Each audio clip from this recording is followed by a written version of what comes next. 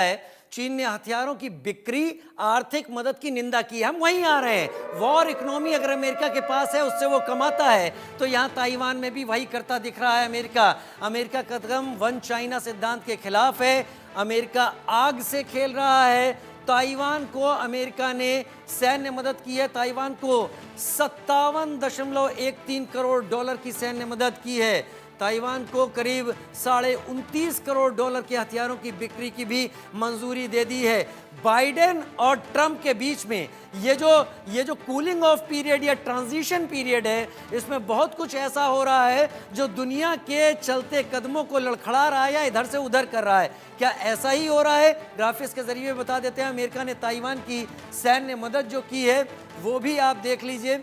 सैन्य मदद की है। यूएस के डिफेंस सपोर्ट पैकेज का विरोध कर रहा है चीन, यूएस के डिफेंस सपोर्ट पैकेज का। और चीन ने अमेरिका को अब खुली धमकी दे दी है कि अमेरिका आग से खेल रहा है, ताइवान की मदद करना हमारी संप्रभुता का उल्लंघन है, क्षेत्रीय अखंडता की रक्षा के लिए हम कदम उठाएंगे। तो जो कुछ मदद की है यूएस ने, उसके ऊपर अब चाइना भड़क गया है। आकाश जिंदल, हम इकोनॉमी से वॉर इकोनॉमी के डिस्कशन पर आ गए हैं और बहुत अच्छा हुआ। क्या अमेरिका इस वॉर इकोनॉमी के जरिए ही आगे बढ़ता है या फिर दुनिया में हो रहे वॉर उसके लिए कहीं बहुत फायदे का सौदा रहते हैं? और क्या वर्तमान हालात इस बात का इशारा नहीं करते, मैं रूस यूक्रेन से जोड़ रहा हूं, कि जनता अपना लीडर किसे चुनती है यह तय करता है कि जनता का भविष्य क्या होने वाला है। यूक्रेन ने, माफी के साथ वो वहां के राष्ट्रपति हैं, लेकिन एक कॉमेडियन को चुना, तो वहां की क्या स्थिति है आज? ये जिसने अपने देश के डिफेंस पर कभी कुछ किया नहीं, आज उसको लोगों के सामने हाथ फैलाने पड़ रहे हैं। मैं भारत का उदाहरण दूंगा, कम से कम भारत बहुत बेहतर स्थिति में है और बगल में मोहम्मद यूनुस या शाहबाज शरीफ। क्या अपना लीडर चुनना बहुत तय करता है आकाश जी? बिल्कुल, बहुत सही कहा आपने। आपका लीडर कैसा है, आपके लीडर की क्वालिटी क्या है, वो बताती है कि आप कैसे अपने आप को चलाते हैं। देखिए, कोरोना के बाद, रशिया यूक्रेन के बाद, वॉर के बाद दुनिया में अगर एक इकोनॉमी अपना झंडा फहराए हुए है, और ये आकाश जिंदल नहीं कह रहा, आकाश जिंदल डॉट इन नहीं कह रही, ग्लोबल एजेंसीज कह रही हैं, ग्लोबल एजेंसीज कह रही हैं, वो हिंदुस्तान है। और मैं रिकॉर्डेड डेटा कह रही है, नहीं कि मैं हिंदुस्तानी हूं तो हिंदुस्तान की तारीफ करता रहूंगा। 8.2% जीडीपी ग्रोथ 2023-24 में हमने दी है। क्यों? क्योंकि हमारे पास एक ऐसा नरेता है नरेंद्र मोदी के नाम पे, जिसे पता है कि विकट परिस्थितियों में भी देश को कैसे चलाना है, इकोनॉमी को कैसे चलाना है। रशिया यूक्रेन वॉर शुरू हुई, अभी मैंने आपको डेटा दिया, अमेरिका जैसी इकोनॉमी में 2 क्वार्टर जीडीपी ग्रोथ नेगेटिव रही। जर्मनी की हालत, फ्रांस की हालत, इंग्लैंड की हालत खराब होगी क्योंकि गैस नहीं जा रही थी रशिया से। लेकिन हिंदुस्तान ने क्या किया? इस बीच समझदारी का डिसीजन लिया। रशिया से हमने क्रूड ऑयल लिया, दुनिया के हमने बिल्कुल परवाह नहीं की, डिस्काउंटेड रेट पे, और पेमेंट कैसे की? रुपीज में। ये हिंदुस्तान की समझदारी बताती है। दूसरी चीज, आज भी हम रशिया से क्रूड ले रहे हैं और रिफाइन करके यूरोप को बेच रहे हैं। तो यानी कि जो परिस्थितियां उसके अंदर इकोनॉमी को कैसे बढ़ावा दिया जाए, ये हिंदुस्तान ने दुनिया को दिखाया है, सिखाया है। अब आ जाती है वॉर इकोनॉमी की बात। बिकॉज वॉर इकोनॉमी में आपको बता दूं, सेकेंड वर्ल्ड वॉर के समय ये चीजें हुई थी कि अमेरिका ने अपनी इकोनॉमी को उठाया था, दोनों तरफ वो हथियार बेचता रहा था। लेकिन आज हालात डिफरेंट है। रश यूक्रेन वॉर में जो अमेरिका ने हथियार बेचे, आप देखिए किस कीमत पे बेचे, क्या रियलाइजेशन मिली है।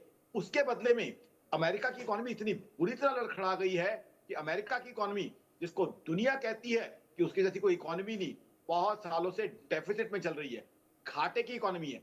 डेट सीलिंग उन्हें सस्पेंड करनी पड़ी। डेट सीलिंग एग्जैक्टली, बता दूं हाँ। कि अमेरिका कितना कर्जा ले सकता है, उस कर्जे की लिमिट को सस्पेंड करके और कर्जा लेना पड़ा। हालात ये हो गए हैं। आज 3 बार यूएस रेट ऑफ इंटरेस्ट कम कर चुका है, लेकिन तब भी उनकी इकोनॉमी रिवाइव नहीं हो रही। तो रशिया यूक्रेन वॉर का निपुण खमियाजा जी, बहुत यूएस को बेहतरीन। भुगतना डेट पड़ रहा है। सीलिंग यूनिट हटानी पड़ी, ये शायद अभी तक चर्चा में नहीं आया था, मुझे भी याद था, लेकिन ये बताता है कि अमेरिका कहां पहुंच गया था। निपुण जी, क्या इस ट्रांजिशन पीरियड में अमेरिका की इंटरनल पॉलिटिक्स वर्ल्ड को बहुत ज्यादा प्रभावित कर रही है, ये यूक्रेन में जो हो रहा है अलग अलग जगह? देखिए, इंटरनल पॉलिटिक्स तो हमेशा अमेरिका की जो इंटरनल पॉलिटिक्स रही, उसका इम्पैक्ट आप देखेंगे भी। देखिए, डोनाल्ड ट्रंप जब गए तो वो अफगानिस्तान से अपनी सेना नहीं हटा पाए वहां से, लेकिन जैसे ही जो बाइडन आते हैं वो अफगानिस्तान में सेना हटाते हैं। इसका मतलब क्या है कि आप इस प्रकार के एग्जाम्पल से आप समझिएगा कि जो डोमेस्टिक पॉलिटिक्स होती है वो कहीं ना कहीं इम्पैक्ट डालती है पूरी ग्लोबल।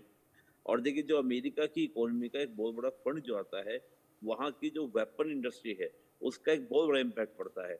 देखना ये पड़ता है कि वेपन इंडस्ट्री किसको पार्टी को फंडिंग ज्यादा करती है, डेमोक्रेट को ज्यादा करती है या रिपब्लिकन्स को ज्यादा करती है।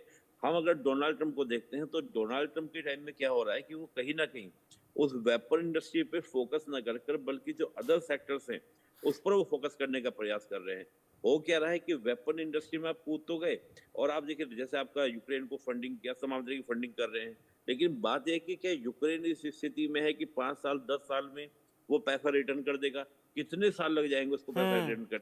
अभी आपने कहा ताइवान, ताइवान को मदद नहीं कर रहा था कि अमेरिका किसी को मदद नहीं करता, वो पैसा देता है या वेपन देता है तो बदले में पैसा लेता है, लेकिन बात यह है कि वो पैसा रिटर्न कब तक आएगा? जैसे आप देखिए चीन को फंस गया आपका, चाहे वो आपका गवादर पोर्ट को लेकर बात हो या हम्बन टोटा को लेकर बात हो, स्थिति क्या हुई कि चीन को पैसा रिटर्न मिल नहीं पाया।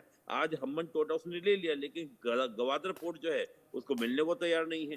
तो होता क्या है कि आप किसी भी कंट्री के साथ जब आप ट्रेड करते हैं, व्यापार करते हैं, चाहे वो वेपन का ट्रेड करें, बदले में आपको रिटर्न कब आ रहे हैं? अमेरिका यहाँ पर आके फंस रहा है। तो यहाँ पे मैं मानता हूँ कि डोनाल्ड ट्रंप उस तरह की इंडस्ट्री फोकस कम कर रहे हैं। उनका मानना है कि वेपन इंडस्ट्री जो है आपको पैसे लगाने में कोई दिक्कत नहीं है, दुनिया को देने में दिक्कत नहीं है, लेकिन इश्यू क्या है कि वो देश वापस कब तक लौटाएंगे, तब तक अमेरिका की इकोनॉमी कितनी सर्वाइव कर ठीक है, मेरे पास समय कम है सर, मैं थोड़ा थोड़ा समय अपने बाकी दोनों मेहमानों को भी दे दूंगा। AK Mishra sir, final sum up, क्या वाकई अमेरिका की जो पॉलिटिक्स है, अमेरिका में जो ट्रांजिशन पीरियड है, वो बहुत बड़ा असर डाल रहा है? बिल्कुल।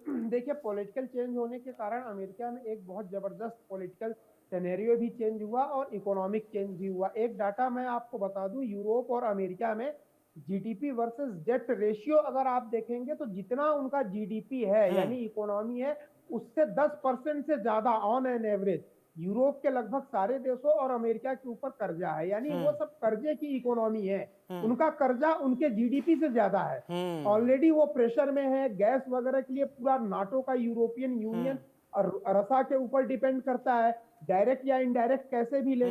तो मुझे ये लगता है कि डोनाल्ड ट्रंप एक ज्यादा सुलझे हुए नेता है और रियल मायने में जीडीपी को जैसे बढ़ाया जाए, इकोनॉमी को जैसे बढ़ाया जाए, वो प्रोडक्टिविटी। ठीक है सर। JK बंसल साहब, आपका कमेंट, आपका फाइनल कमेंट, क्या आपको भी ऐसा ही लगता है?